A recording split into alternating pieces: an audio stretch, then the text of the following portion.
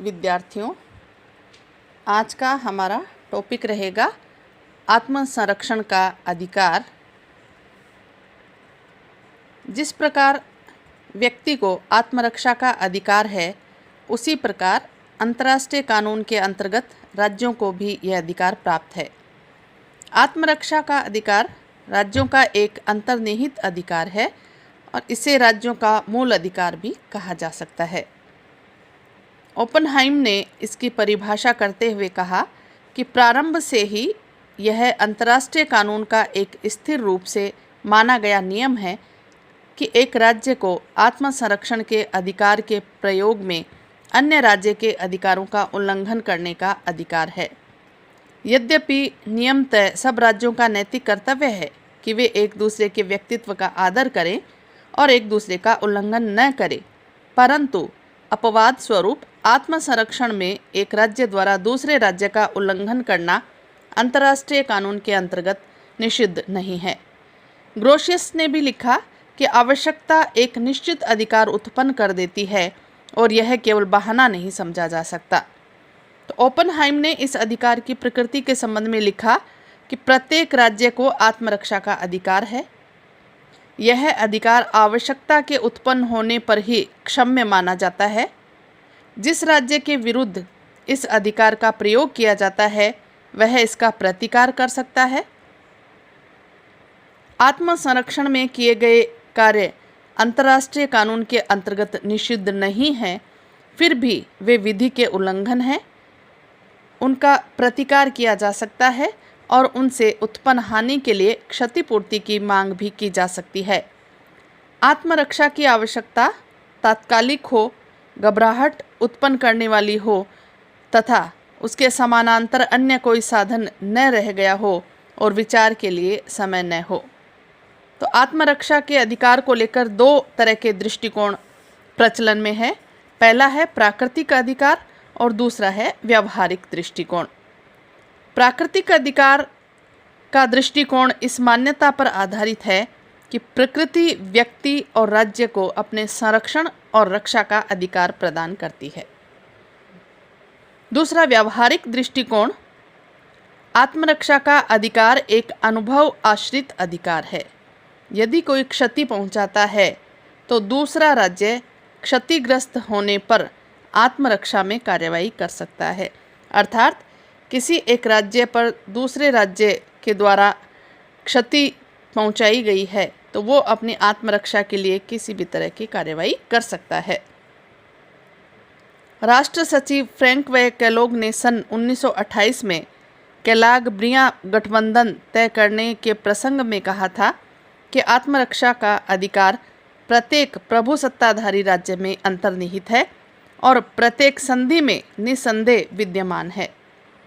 प्रत्येक राज्य हर समय संधियों के अनुबंधों का बिना ध्यान किए अपने प्रदेश को धावे अथवा आक्रमण से बचाने के लिए स्वतंत्र है और यही अकेले इस बात का निर्णय करने के लिए सक्षम भी है कि परिस्थितियों में आत्मरक्षा हेतु युद्ध का सहारा लेना न्यायोचित है अथवा नहीं।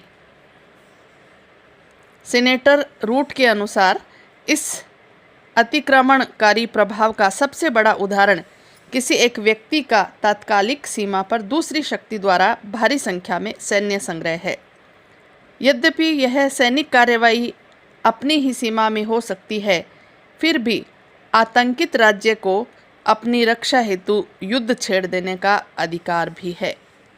तो इस तरह से आत्मरक्षा के लिए किसी भी राज्य के द्वारा कोई भी किसी तरह की परिस्थितियों के अनुसार कार्यवाही की जा सकती है।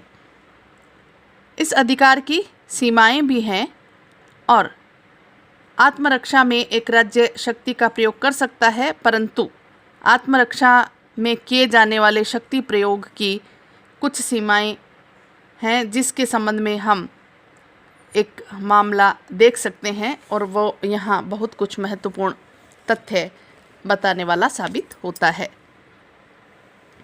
तो वो है कैरोलाइन का मामला। कैरोलाइन केस कहते हैं इसे। सन 1837 में फेनियन विद्रोही नियाग्रा नदी के अमेरिकी तट के समीप एक द्वीप पर अड्डा बनाकर कनाडा पर आक्रमण किया करते थे और ब्रिटिश क्षेत्र में घुसकर विद्रोह फैलाते थे।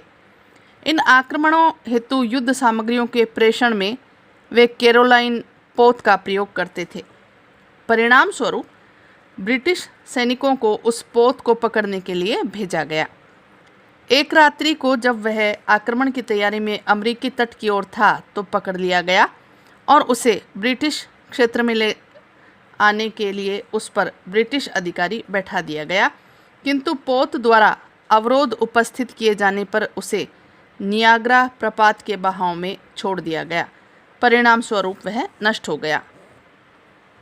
इन परिस्थितियों में अमेरिकी सरकार ने ब्रिटेन की इस कार्रवाई पर विरोध प्रकट किया और प्रतिकार की मांग की। ब्रिटेन ने शक्ति के प्रयोग को उचित बताते हुए कहा कि यह कार्यवाही आत्मसुरक्षा में की गई थी और ब्रिटेन ने यह भी शिकायत की कि अमेरिका की सरकार ने शत्रुतापूर्ण चढ़ाइयों को अपने क्षेत्र में योजनाबद्ध करने दिया तथा उन्हें रोकने का कोई प्रयास नहीं किया, बल्कि कनाडा की सुरक्षा के विरुद्ध चलाए जाने वाले इस आंदोलन को अमेरिकी नागरिकों द्वारा पोषित होने दिया। अमेरिका की सरकार ने इस तर्क को अस्वीकार करते हुए कहा कि ब्रिटेन का कार्य आत्मसुरक्षा की आवश्यकता से प्रेरित नहीं था तथा वह आक्रमण रात्रि के समय एक यात्री पोत पर किया गया था, जबकि वह अमेरिका के क्षेत्र में था। अतः यह आक्रमण अमेरिकी क्षेत्र पर ही माना जाएगा। अमेरिका के सचिव वेबस्टर ने ब्रिटिश सरकार को भेजे गए अपने पत्र में आगे कहा कि आत्मसुरक्षा की कार्रवाई वहीं विधि सम्मत मानी जा सकती है जहां इस आवश्यकता की पुष्टि हो कि विपक्षी की कार्रवाई से सुरक्षा के लिए अत्यधिक खतरा उत्पन्न हो जाने से तुरंत शक्ति का प्रयोग किया जाना आवश्यक था तथा कार्रवाई करने के लिए बातचीत करने या अन्य उपाय अपनाने का समय नहीं था।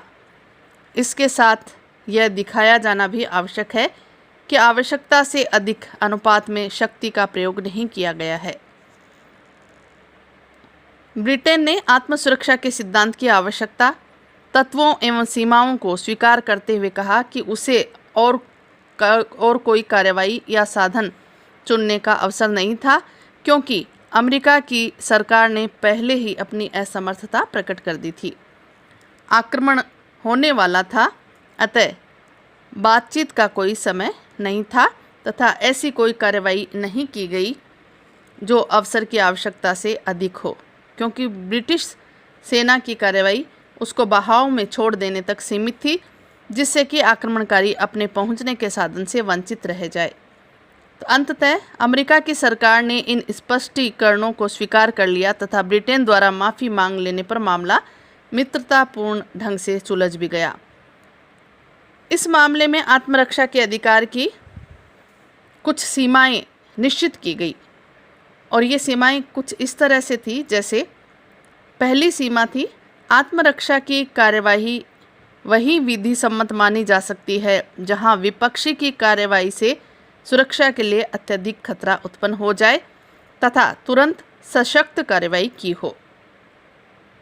दूसरी सीमा ये मानी गई, ये तय की गई कि कार्यवाही करने के लिए बातचीत या अन्य उपाय द्वारा सुरक्षा बनाए रखने का समय न हो। और तीसरा, शक्ति का उपयोग आवश्यकता से अधिक अनुपात में न किया जाए। तो ये मुख्यतः 3 सीमाएं निश्चित की गई। आत्मसंरक्षण का अधिकार, वैधता का निष्पक्ष निर्धारण। यदि हम देखें तो ओपेनहाइम ने ये बात कही कि संबंधित राज्य द्वारा निर्धारित किया जाता है कि आत्मरक्षा में कार्रवाई की आवश्यकता उत्पन्न हो गई है, परंतु आत्मरक्षा में की गई कार्रवाई की वैधता किसी न्यायिक अधिकारी अथवा संयुक्त राष्ट्र की सुरक्षा परिषद जैसे किसी राजनीतिक संगठन द्वारा निर्धारित किया जाना अधिक तर्कसंगत है। इसके बिना आत्मरक्षा की अवधारणा को विधिक दर्जा प्राप्त नहीं होगा अथवा इसके बिना आत्मसंरक्षण का प्रयोग विधि के उल्लंघन को छुपाने के लिए किया जाएगा। इस प्रश्न के निष्पक्ष निर्धारण के लिए स्वीकृति न देना अथवा निष्पक्ष निर्णय स्वीकार न करना आत्मरक्षा के आवरण में अंतर्राष्ट्रीय कानून के उल्लंघन का प्रत्यक्ष प्रमाण समझा जाना चाहिए। कुछ आत्मरक्षा के नाम पर राज्यों द्वारा बेबुनियाद तर्क भी प्रस्तुत किए गए, जिसमें प्रथम विश्व युद्ध के बीच सन 1914 में जर्मनी ने आत्मरक्षा के सिद्धांत के बहाने बेल्जियम तथा लग्जमबर्ग की तटस्थता भंग कर दी थी। जर्मनी ने लग्जमबर्ग तथा बेल्जियम की स्थायी तटस्थता का उल्लंघन इस आधार पर किया कि उसको दो ओर से रूस तथा फ्रांस द्वारा आक्रमण की धमकी दी जा रही है और आत्मरक्षा के आधार पर उसका यह अधिकार है कि उसकी सेनाएं आत्मरक्षार्थ फ्रांस पर आक्रमण करने के लिए लग्जमबर्ग तथा बेल्जियम में बलात् प्रवेश करें। जर्मनी द्वारा प्रस्तुत आत्मरक्षा का तर्क विश्व जनमत द्वारा अस्वीकृत कर दिया गया, क्योंकि यह जर्मनी ही था जिसने रूस तथा फ्रांस के विरुद्ध युद्ध की घोषणा की।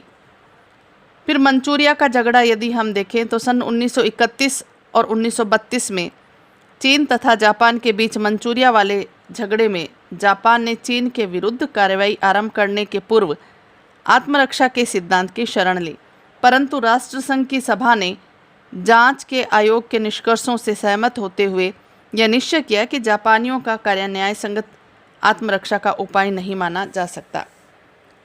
अमेरिकी तटस्थता के बारे में भी ये मामला उभर कर आता है कि दूसरे विश्व युद्ध में वास्तविक रूप से भाग लेने के पूर्व अमेरिका विध्वंसकों को ग्रेट ब्रिटेन को हस्तांतरित कर रहा था और मित्र राष्ट्रों को उधार पट्टा अधिनियम सन 1941 द्वारा सहायता भी दे रहा था। मित्र राष्ट्रों के साथ इन सहायता के कार्यों के लिए, जिनसे कि वास्तविक तटस्थता के सिद्धांत का उल्लंघन होता था, अमेरिका ने अपने कार्यों को आत्मसंरक्षण के आधार पर न्यायोचित ठहराया, क्योंकि उसका विचार था कि अमेरिका के राष्ट्रीय प्रयोजन को जर्मनी द्वारा विश्व आधिपत्य की प्रत्यक्ष इच्छा से धमकी दी जा रही थी। 1928 के पेरिस पैक्ट के अंतर्गत राज्यों ने राष्ट्रीय नीति के उपकरण के रूप में युद्ध का परित्याग कर दिया था, परंतु युद्ध के परित्याग का यह अर्थ नहीं लगाया गया कि राज्य आत्मरक्षा में भी सशस्त्र कार्यवाही करने से या कर सकने से वंचित हो गए। अनेक राष्ट्रों ने पेरिस पैक्ट को स्वीकृति देते समय यह स्पष्ट कर दिया था कि वे हर समय और किसी संधि की अवस्थाओं पर विचार किए बिना अपने प्रदेश की आक्रमण अथवा प्रहार से रक्षा करने के लिए स्वतंत्र हैं और उन्हें यह निर्णय करने का पूर्ण अधिकार है कि किन परिस्थितियों में आत्मरक्षा के लिए युद्ध करना आवश्यक हो गया है। तो ये निश्चित हो गया था इस पेरिस पैक्ट में कि प्रत्येक राज्य को ये अधिकार है कि वो अपने आत्मरक्षा के लिए, अपने प्रदेश की रक्षा के लिए स्वतंत्र है और वो ये निर्णय कर सकता है कि किन परिस्थितियों में उसे युद्ध करना है अपनी आत्मरक्षा के लिए। तो इस तरह से हम, जैसे संयुक्त राष्ट्र चार्टर है उसमें भी आत्मरक्षा के बारे में जो कहा गया है, आत्मरक्षा के अधिकार के बारे में अनुच्छेद 51 में राज्यों के आत्मरक्षा के अधिकार को मान्यता देते हुए कहा कि अगर संयुक्त राष्ट्र संघ के किसी सदस्य पर कोई सशस्त्र आक्रमण होता है तो वह व्यक्तिगत अथवा सामूहिक रूप से आत्मरक्षा करने का अधिकारी है और आत्मरक्षा के लिए सदस्य जो भी कार्रवाई करेंगे उसकी सूचना तुरंत ही सुरक्षा परिषद को देंगे। इसी तरह सामूहिक आत्मरक्षा का अधिकार चार्टर के अनुच्छेद 51 में सामूहिक आत्मरक्षा का अधिकार भी स्वीकार किया गया है। सामूहिक आत्मरक्षा पर विचार द्वितीय महायुद्ध के बाद विभिन्न संधियों के स्थापना द्वारा प्रवृत्त किया गया है, यथा अंतर अमेरिका पारस्परिक सहायता संधि 1947, अमेरिकी राज्य संघ का बागोटा अधिपत्र 1948, उत्तर अटलांटिक संधि 1949 आदि। तो इस तरह आत्मरक्षा का उद्देश्य अपनी रक्षा करना है, आक्रमण करना नहीं है। शक्तिशाली राज्यों ने सदैव इसका लाभ उठाया और अपनी आत्मरक्षा के आधार पर आक्रमण भी किए। ओपनहाइम ने यह कहा कि इस बात का निर्णय करना किसी कार्रवाई को वे आत्मरक्षा के अंतर्गत की गई कार्रवाई कहेंगे संबंधित राज्यों पर ही छोड़ा गया है। ऐसे कार्यों की वैधता के प्रसंग में सुरक्षा परिषद या अंतर्राष्ट्रीय न्यायालय को प्रतिवेदित किया जा सकता है। तो आत्मरक्षा का अधिकार एक राज्य का स्वयं की रक्षा करने का अधिकार होता है, न कि इसकी आड़ में आक्रमण करने का अधिकार। धन्यवाद।